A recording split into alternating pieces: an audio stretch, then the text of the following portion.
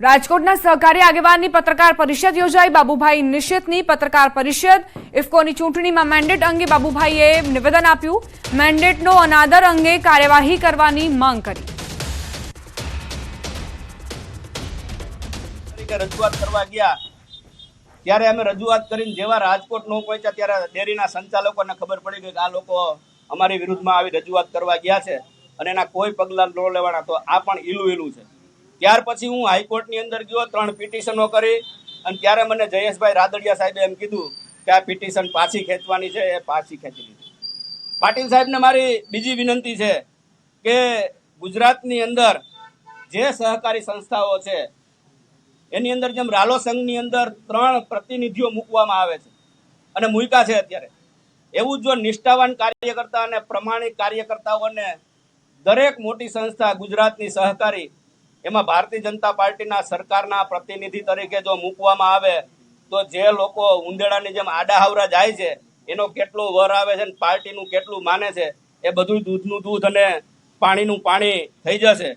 બીજી મારી સરકારને અને પાટીલ સાહેબને વિનંતી છે કે જે સહકારી સંસ્થાઓની અંદર ક્યાંય ભ્રષ્ટાચારની અથવા તો કોઈ કૌભાંડની તપાસો ચાલુ હોય તો એ તપાસો નિષ્પક્ષ રીતે, ન આની બાજુ ન આની બાજુ, નિષ્પક્ષ રીતે એ તપાસો પૂરા કરે તો કેટલાય સહકારી આગેવાનોની નીચે એ રેલો આવે એમ છે। તો આ બધા જ મુદ્દાઓ જ્યારે પાર્ટીને નુકસાન થયું છે તો પાર્ટીને નુકસાન કરવાવાળાને અને પાટીલ સાહેબ આની ઉપર શિસ્ત ભંગના પગલાં લે, જેના હોદ્દાઓ એના છીનવી લે। જેમ હું ભોગ બન્યો છો એવો ભવિષ્યમાં કોઈ ભોગ ન બને અને જે મતદારોએ વિરુદ્ધમાં મતદાન કર્યું છે, પાર્ટીની વિરુદ્ધમાં મતદાન કર્યું છે, એ બધા જ ઉપર શિસ્તભંગના પગલાં કાલથી જ લેવાય। જેમ મારો જ્યારે 5 કલાકનો સમય નહોતો લેવાનો તો આમાંય પણ હવે 5 દિનનો સમય ન લેવાય। હું એવી પાટીલ સાહેબને વિનંતી કરું છું અને પાટીલ સાહેબને ફરીવાર અભિનંદન આપું છું કે તમે જે ઈલું હતું એને તોડવાનું કામ કર્યું છે। હવે વધારે જે ઈલું જે થોડું ઘણું બચ્યું છે એને પણ તોડવાનું કામ કરો ઈલું, એવી મારી વિનંતી છે।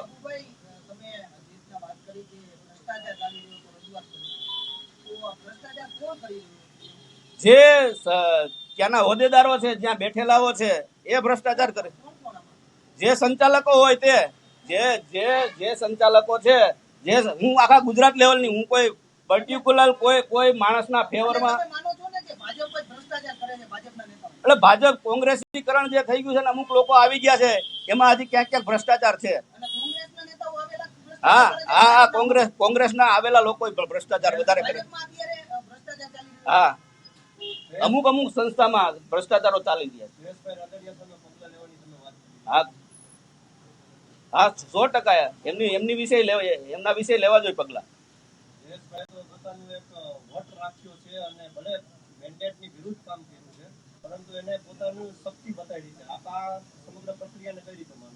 શક્તિ તો અમારી હતી, 16 માંથી 12 ડિરેક્ટરો અમારી સાથે હતા, તો શક્તિ તો અમે ન બતાડી, કારણ કે અમે માની છીએ કે પાર્ટી અમારી મા બાપ છે, પાર્ટી અમને મોટા કર્યા છે। હું તમારી સામે બેઠો છું એ પણ પાર્ટીના કાર્યકર્તા તરીકે અને પાર્ટીના કારણે બેઠો। મારા બાપુજી કોઈ દી ગ્રામ પંચાયતના સભ્ય નહોતા, આજે પણ હું ખેડૂત છું, ગામડે રહું છું। મારી જ્યારે રાજકોટ લોધિકા સંઘની ચૂંટણી ચેરમેન વાઇસ ચેરમેનની પતી ગઈ અને ત્યાર પછી ઠરાવોમાં વિરોધ કરવો એ દરેક ડિરેક્ટરનો અબાધિત અધિકાર હોય છે। ત્યારે જે 3 ઠરાવો એમાં અમને નહોતા ગમતા, એ ઠરાવોની અંદર અમારો વિરોધ હતો કે અમને નથી ગમતું એટલે આમાં અમે તમારી હારે નથી। એટલે એમાંથી બધા જિલ્લા ભાજપથી માંડી પ્રભારી માંડી બધા એની સામે વિપલી આવ્યા કે આ લોકોને વિરોધ કરવા નથી દેવો। એટલે વિરોધ અમે લેખિતમાં આપ્યો, એટલે મિટિંગ ચાલુ થઈ, મિટિંગ પૂરી થઈ એટલે અમે ત્યારે જિલ્લા ભાજપના પ્રમુખ પણ એ મિટિંગમાં હાજર હતા। એટલે અમે જિલ્લા ભાજપના પ્રમુખને પૂછીને નીકળ્યા કે ભાઈ હવે કાંઈ ન હોય તો અમે નીકળી। એટલે અમે બહુમતી સભ્યો ત્યાંથી નીકળી ગયા અને ત્યાર પછી 10:59 મિનિટે 10:58 મારા વોટ્સઅપમાં મેસેજ આવે છે કે આ વ્હીપ છે અને આ વ્હીપનો અનાદર કર્યો છે, આમાં તમારે અનાદર નહોતો કરવાનો, મને વ્હીપ મોકલો।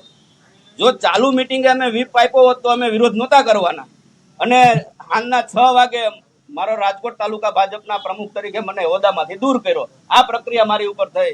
તો અમે તો ઠરાવમાં કર્યો તો, અમે કોઈ પાર્ટીના સિમ્બોલ, અમે પાર્ટીના મેન્ડેટનો વિરોધ નહોતો કર્યો, ચેરમેનમાં વિરોધ નહોતો કર્યો, તો આ તો આખા પાર્ટીને ગુજરાત દેશ લેવલની સંસ્થામાં પાર્ટીના મેન્ડેટને હરાવ્યો છે. એની સામે આ લડત નથી. આ જે મારી વ્યથા છે, મારી સાથે અન્યાય થયો છે, એની સામેનું રિએક્શન છે. જે મારી સામે જે કાર્યવાહી થઈ, તો હું ઈચ્છા રાખું કે નાનો કાર્યકર્તા હોય, કોઈ મોટો કાર્યકર્તા હોય, પાર્ટીની સિસ્ટમ છે એ બધા સાથે સરખી હોય, તો મારી સાથે જે કાર્યવાહી કરી એ અન્ય લોકો ઉપર પણ, પાર્ટીના કદાવર નેતા હોય તો એમની ઉપર પણ પગલાં લેવા જોઈએ. નકર મને મારો પાછો હોદ્દો આપવો જોઈએ, મને ચેરમેન પદ આપવું જોઈએ. પાટીલ સાહેબે જે અત્યાર સુધીમાં જે મેન્ડેટ પ્રથા લાવ્યા છે, એનાથી સહકારી ક્ષેત્રે આગેવાનોને ફાયદો કે નુકસાન? અમુક આગેવાનો નુકસાન છે, ઓલ ઓવર કાર્યકર્તાઓને ફાયદો છે કે સંસ્થામાં બેઠા છે. અને ઘણીવાર પાટીલ સાહેબને જે તે ભૌગોલિક પરિસ્થિતિનો ખ્યાલ ન હોય તો કોઈ પાર્ટીના આગેવાનોએ ગેરમે તમે જે વાત કરી એમાં તો પાર્ટીમાં જ એવું લાગે છે. તમારી વિરુદ્ધ અલગ કાર્યવાહી, બીજામાં અલગ કાર્યવાહી, આ તો પાર્ટી જ તમારી સાથે એવું કર્યું. એટલે હું એ પાર્ટીને વિનંતી જ કરું છું, પાટીલ સાહેબને આપના માધ્યમથી, કે મારી ઉપર કાર્યવાહી કરી એવી જ્યારે આખા ગુજરાતમાં જે લોકોએ પાર્ટીને બદનામ કરી છે એમની ઉપર પણ કાર્યવાહી થાય.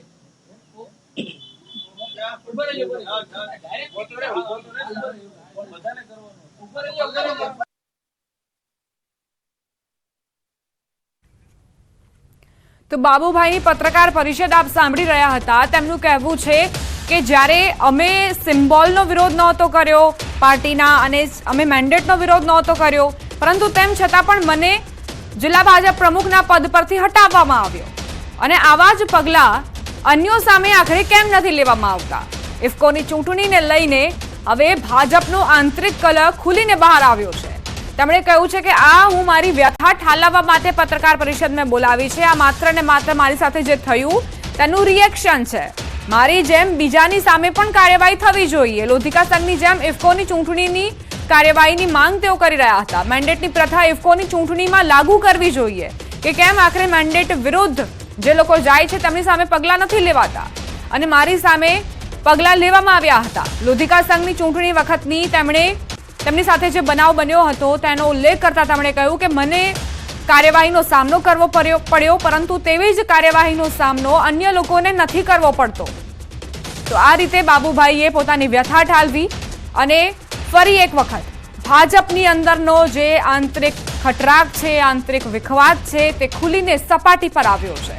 કોંગ્રેસથી બીજેપીમાં આવેલા લોકોએ આ પ્રકારનું કલ્ચર બનાવ્યું છે તેવા આરોપો પણ તેમણે મૂક્યા છે. અને ભાજપમાં જે કોંગ્રેસના લોકો આવ્યા છે તેમણે ભ્રષ્ટાચાર કર્યો છે તેવા પણ આરોપો તેમણે મૂક્યા છે. તો અત્યાર સુધી ભાજપમાં બધું બરાબર છેનું જે ચિત્ર ઉપસી આવ્યું હતું, 3 થી 4 દિવસથી તેના ઉપર પણ પાણી ફરી વળ્યું છે. કારણ કે વારંવાર એક બાદ એક નેતાઓ આવી રહ્યા છે અને પોતાની નારાજગી ઠાલવી રહ્યા છે.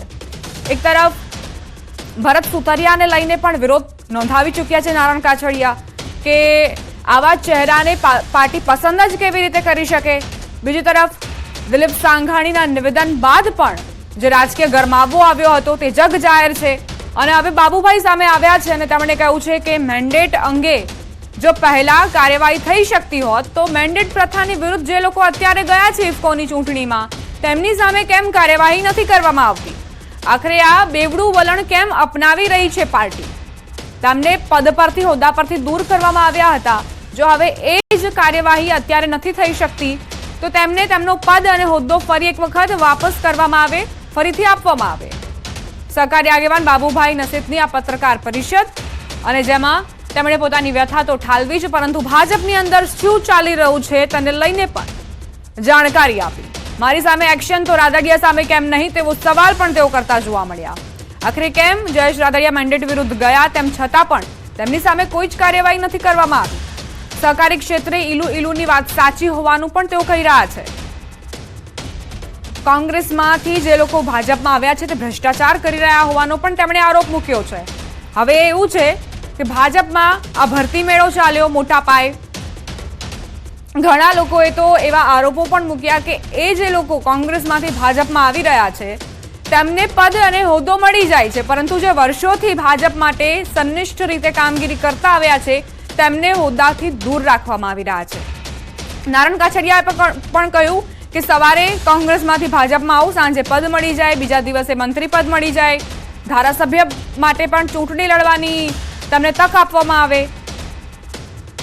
એટલે આ બધા આરોપો બાદ હવે આખરે ભાજપ પોતાની અંદર જે થઈ રહ્યું છે, પોતાના પક્ષની અંદર જે ચાલી રહ્યું છે, તેને ડેમેજ કંટ્રોલ કઈ રીતે કરશે તે જોવું રહ્યું. સંવાદદાતા હાર્દિક લાઈવ જોડાઈ ગયા છે, તેમની પાસેથી વધુ જાણકારી લઈએ. હાર્દિક, ભાજપમાં બધું બરાબર છે તેવી વાત સૌ નેતા દર વખતે કહેતા આવ્યા છે, પરંતુ હવે તો ખુલીને સપાટી પર આવી રહ્યું છે. જે લોકો વિરોધ દર્શાવી રહ્યા છે તેમના નિવેદનો પરથી સ્પષ્ટ થાય છે. આ ચોક્કસથી દીપા, હાલ જે રીતના વાત કરવામાં આવે તો અત્યારે આપણી સાથે સહકારી આગેવાન છે બાબુભાઈ નિશિત, આપણે એમની સાથે પણ વાત કરવાનો પ્રયાસ કરીશું. બાબુભાઈ, બાબુભાઈ નિશિત જોડાયા છે, આપણે બાબુભાઈની સાથે વાત કરીએ. બાબુભાઈ, શું કહેશો? આ જયેશ રાદડિયાને લઈને તમારું શું નિવેદન છે?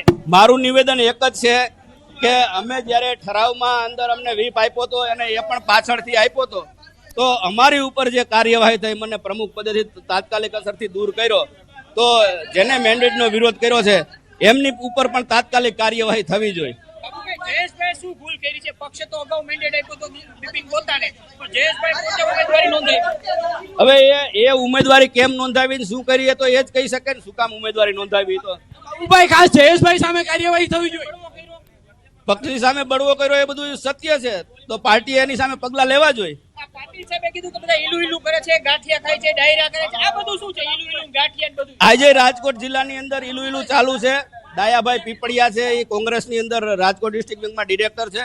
વસંતભાઈ ગઢિયા એના જ ગામના છે, એ માર્કેટિંગ યાર્ડના વાઇસ ચેરમેન છે, એ પણ ત્યાંના છે. પીરજાદા સાહેબ છે, એ પણ કોંગ્રેસના છે. આ બધા ઈલું જ કહેવાય આને. બાબુભાઈ, ખાસ જયેશભાઈ સામે કાર્યવાહી થવી જોઈએ. બાબુભાઈ, ગંભીર વાત, તમે ભ્રષ્ટાચારની વાતને લઈને લડત ચલાવી રહ્યા છો, અને આ બધી વસ્તુઓ શું છે? કોંગ્રેસીકરણ થઈ ગયું એટલે ભ્રષ્ટાચાર થયો છે? 100% હું માનું છું કે ભારતીય જનતા પાર્ટીનો કાર્યકર્તા પંથ નિષ્ઠાને વરેલો છે. અમને પણ અમારી પાસે બહુમતી હતી, અમે ચેરમેન ધાર્યું હતો થઈ શક્યા, પણ પાર્ટીના મેન્ડેટને શિરોમાન્ય ગણી અને અમે જતું કર્યું હતું. પાર્ટીના જ્યારે કોંગ્રેસીકરણ થયું છે ત્યારે અમુક લોકો પણ ભ્રષ્ટાચારના ઈલું કરે. સ્પષ્ટ માનું છું કે મારી સામે કાર્યવાહી થઈ, એવી મેન્ડેટની વિરુદ્ધ જેમને કર્યું એમની સામે થવી જોઈએ. 100% થવી જોઈએ, એમની સાથે થવી જોઈએ જયેશભાઈ સામે. ના, એ તો મતદારનું આખું લિસ્ટ છે અને 113 મત પડ્યા એટલે 113 લોકો તો એમની સાથે હોય. સ્પષ્ટ. તો તમે એવો આક્ષેપ કર્યો ગઈ લોકસભાની ચૂંટણીમાં જે છે ભાજપના સહકારી કેટલાક આગેવાનો છે તેમને કોંગ્રેસના કામ કર્યા, ક્યાં આગેવાનો? ના, ભાજપના આગેવાનો એવું મેં નથી કીધું. સહકારી કોંગ્રેસના આગેવાનો છે, એમને ભાજપની વિરુદ્ધ કામ કર્યું છે, જે કોંગ્રેસમાં રહેલા. ખરેખર અત્યારે અમારો સંદેશ ન્યૂઝ પૂછી રહ્યું છે કે આ ઈલું શું ચાલે છે? પાટીલે 2 વર્ષ પહેલા પણ રાજકોટમાં કીધું હતું, અમદાવાદમાં કીધું હતું, અત્યારે પણ કહે છે.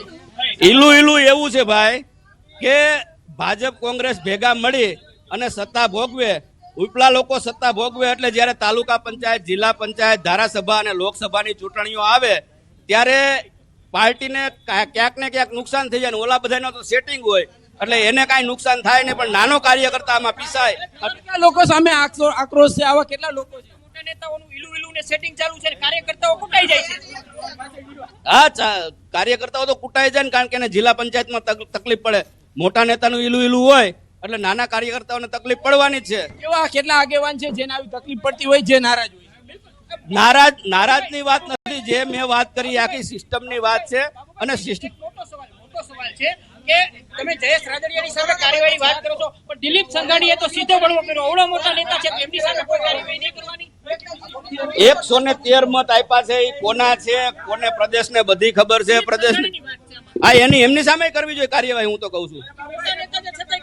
અરે, મોટા કાર્યકર્તા પાર્ટીમાં નાનો કાર્યકર્તા કે મોટો કાર્યકર્તા એક જ હોય છે. તો મારી ઉપર થઈ તો મને કાંઈ દુઃખ નહીં થયું. વર્ષો થયા. હું 1989 ની અંદર પહેલી વખત શિવલાલભાઈ વેકરિયા ભાજપમાંથી મળ્યા ત્યારે હું પોલિંગ એજન્ટ બનેલો છું, ત્યારે હું પોલિંગ એજન્ટ બેઠો હતો. તો અમે પણ જૂના પાયાના કાર્યકર્તા, અમે કોઈ પાર્ટીની વિરુદ્ધમાં ગયા નથી. કરીને મેન્ડેટની પ્રથાથી ફાયદો કે મેન્ડેટની પ્રથાથી ફાયદો કે નુકસાન? મેન્ડેટની પ્રથાથી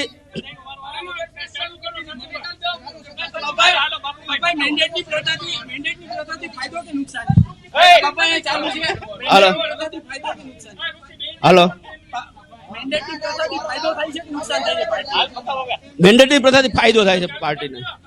ક્યાંક ને ક્યાંક આ જે સહકારી આગેવાન હતા તેમનું સ્પષ્ટ કહેવું છે કે પાર્ટી સામે જે કોઈ કાર્યવાહી કરતા હોય, જે કોઈ મેન્ડેટનો અનાદર કર્યો છે તેમની સામે કડક કાર્યવાહી કરવી જોઈએ. ગત લોકસભાની ચૂંટણીમાં પણ ક્યાંક ને ક્યાંક જે છે ભાજપના કેટલાક સહકારી આગેવાનો છે તેમને જે છે કોંગ્રેસના કામ કર્યા હોવાના પણ આક્ષેપ થઈ રહ્યા છે. જી દીપા. હાર્દિક, અહીં તો ગંભીર આરોપ મૂકી રહ્યા છે બાબુભાઈ અને કહી રહ્યા છે કે જે ઉપલા સ્તરના જે નેતાઓ છે તેમને ફાયદો થાય છે અને પક્ષને અને કાર્યકર્તાઓને નુકસાન થઈ રહ્યું છે. ચોક્કસથી હાલ આ જે મેન્ડેટ પ્રથા છે, મેન્ડેટ પ્રથાના કારણે તેમને જે છે ક્યાંક ને ક્યાંક નુકસાન થઈ રહ્યું છે, કાર્યકરોને નુકસાન થતું હોય છે. કેમ કે ક્યાંક ને ક્યાંક જે આગેવાનો હોય છે તેમને જે તકલીફો ભોગવવી પડતી હોય છે. હાલ આપણી સાથે અહીંયા આ જે છે અત્યારે ફરી એક વખત આપણે બાબુભાઈ સાથે વાત કરવાનો પ્રયાસ કરીશું. આગેવાનો હતા, એ બધા એનું કરતા, એમાંથી નાના કાર્યકર્તાઓ પીસાતા.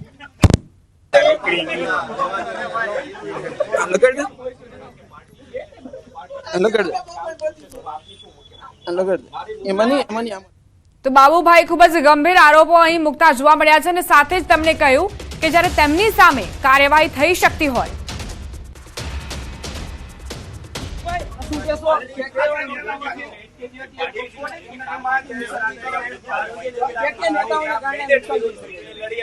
મારે કોઈની સામે વિરોધ નથી, મારે જીત મળી. મારી વાત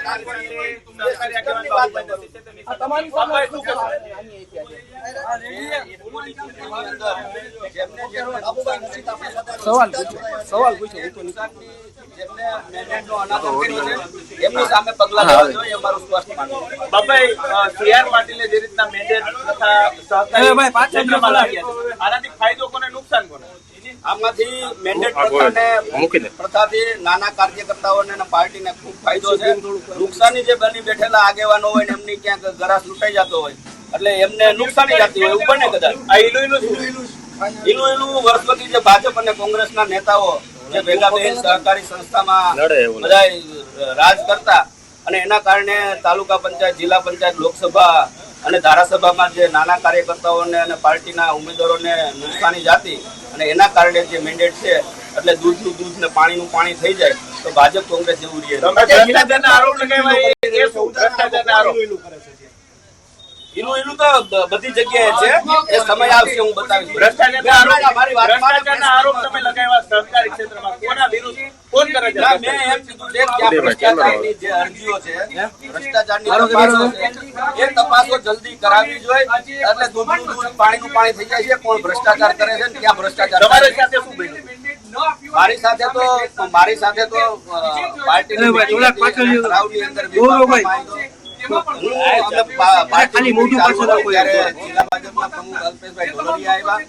એમને અમે પૂછ્યું કે અમે અહીંથી નીકળી એટલે અમે નીકળી ગયા અને પછી વોટ્સઅપ તમારી સાથે જે રીતના પગલા લેવાના હતા એવા પગલા કોની સામે લેવા જોઈએ?